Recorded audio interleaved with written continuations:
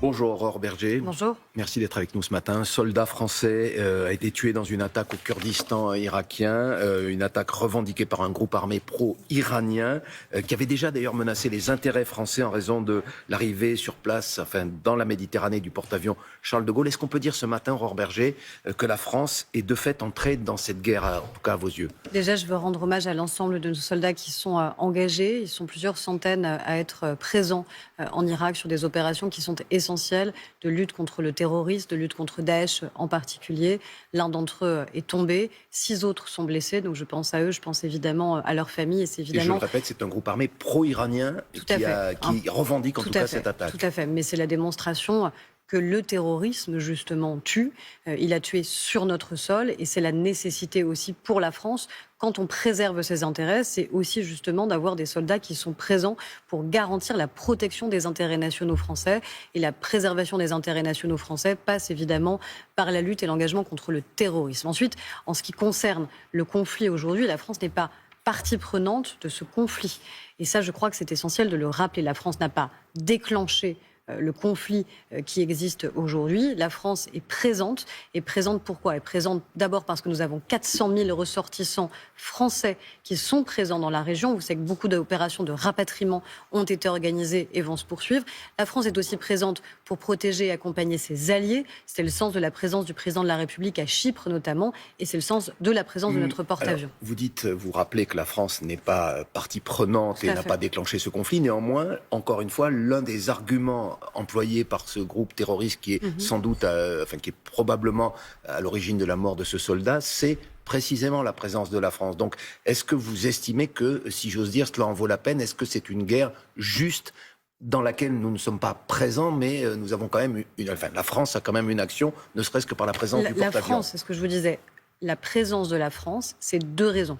400 000 ressortissants français à protéger et des alliés évidemment aussi avec lesquels nous sommes, pour lesquels nous sommes présents. Et faire tomber le régime iranien, est-ce que c'est un souhait que la France a, en tout cas que vous avez? Sur le régime iranien, il n'y a aucune ambiguïté sur le fait que la France, évidemment, que les intérêts de la France ont été directement menacés par ce régime. Quand on parle de terrorisme, quand on parle de terrorisme islamiste, évidemment que ce régime représente une menace. Et il faut le faire tomber par ce moyen. En revanche, la France, encore une fois, n'est pas partie prenante de ce conflit, elle ne l'a pas décidé et elle n'a pas souhaité au départ que ce conflit puisse exister. Donc elle ne le soutient pas. Donc la France ne soutient pas cette action. Donc la France préserve les intérêts de ses ressortissants. La France est présente pour ses alliés. La France combat à travers le monde le terrorisme islamiste. Le terrorisme islamiste a fait des centaines de morts dans notre propre pays, qui a été touché par de nombreux attentats.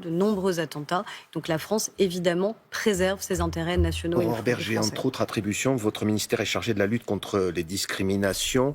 Est-ce que ce regain de tension au Moyen-Orient suscite en France un regain de tension aussi communautaire? On sait ce qui s'était passé après le 7 octobre. Est-ce que là aussi, vous observez un changement et en tout cas une tension entre les communautés? La force et la singularité de la France, c'est d'avoir toujours eu une vision universelliste qui fait que vous ne fragmentez pas le pays, vous ne fracturez pas le pays, vous communautarisez pas le pays. Certains espèrent fracturer et communautariser. C'est notamment le cas de la France insoumise qui aimerait qu'on se renvoie communauté contre communauté. Ça ne doit jamais être le cas dans notre pays. Et c'est vrai qu'après le 7 octobre 2023, c'est-à-dire des attentats terroristes perpétrés par le Hamas en Israël, 1200 personnes qui avaient été assassinées, dont 51 Français.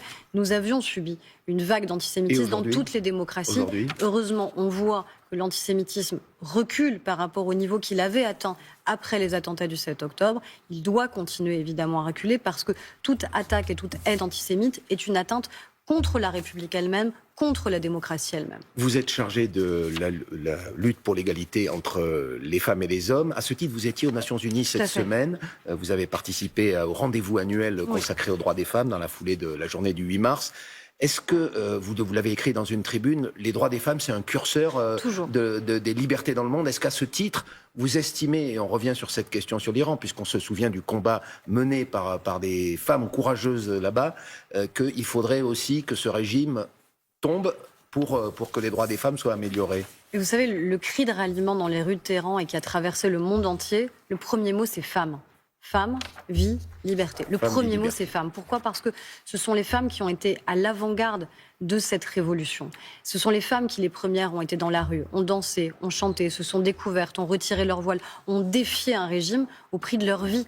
On parle de dizaines de milliers de civils qui ont été assassinés par ce régime. Des dizaines de milliers de civils qui ont défié le régime et qui ont été prêts à être présents. Et notamment cette révolution des femmes, elle a été absolument déterminante. Elles ont dit qu'elles allaient reprendre le pouvoir sur leur corps, reprendre le pouvoir sur leur liberté. Donc c'est aussi un et enjeu j'espère que c'est un du mouvement qui conflit est actuel. inarrêtable. En tout cas, ce que je sais, c'est que le régime tremble quand les femmes sont à l'avant-garde de ces révolutions. Et nous voyons à travers le monde, et nous l'avons constaté encore dans ce rendez-vous aux Nations Unies, à quel point, dans toutes les régions du monde, nous assistons à un recul sur la question des droits humains, singulièrement ceux des femmes. Donc oui, la question de la liberté des droits des femmes, c'est un curseur sur l'état du monde et l'état des démocraties. Une question politique pour finir. Après les élections municipales, dont le premier tour va avoir lieu dimanche, on va évidemment très vite se tourner vers l'élection présidentielle.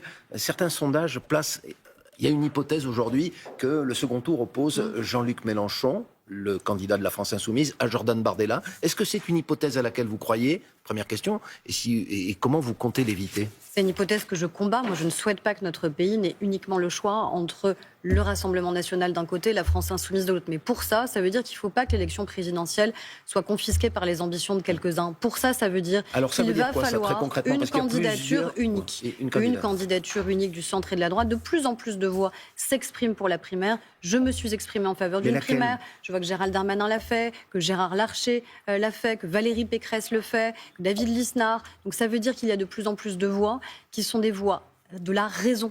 Nous avons besoin d'une candidature unique. Sans candidature unique, nous serons responsables de livrer les Français et de livrer le pays à un duel mortifère entre le RN et la France insoumise. Madame Berger, vous vous rangeriez derrière n'importe quelle candidature, et si elle émane de la droite ou du centre, vous iriez de Bruno Retailleau à Gabriel Attal, par exemple? Question simple. Mais vous pourriez le principe même d'une primaire, c'est de laisser le choix aux Français de décider qui doit être leur candidat ou leur candidate pour incarner le centre et la droite. Sans cela, s'il n'y a pas de candidature unique, et donc ensuite un candidat ou une candidate soutenu par nous tous, alors c'est simple, on restera à la maison au soir du second tour, parce qu'on ne sera pas partie prenante. On sera des spectateurs de cette élection, des commentateurs de cette élection, et là, on parle du risque d'avoir soit le Rassemblement national, soit la France insoumise au pouvoir. Je ne crois pas que ce soit le destin de la France. Cela pourrait vous intéresser, vous-même, d'être candidate à cette primaire que vous appelez de vos voeux? D'abord, je me bats pour que cette primaire existe. Moi, j'essaie de faire les choses dans le bon ordre.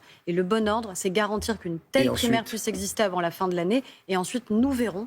Mais moi, j'espère que déjà, nous arriverons à avoir une voie plus raisonnable. On le voit quand entre élections, on est divisé, on voit le risque de la défaite. Et là, le risque de la défaite, c'est non seulement celle des idées et des valeurs, mais c'est encore une fois une irresponsabilité qui serait la nôtre. Merci beaucoup, Aurore Berger. Et c'est la suite de Télématin. Merci. Bonne journée.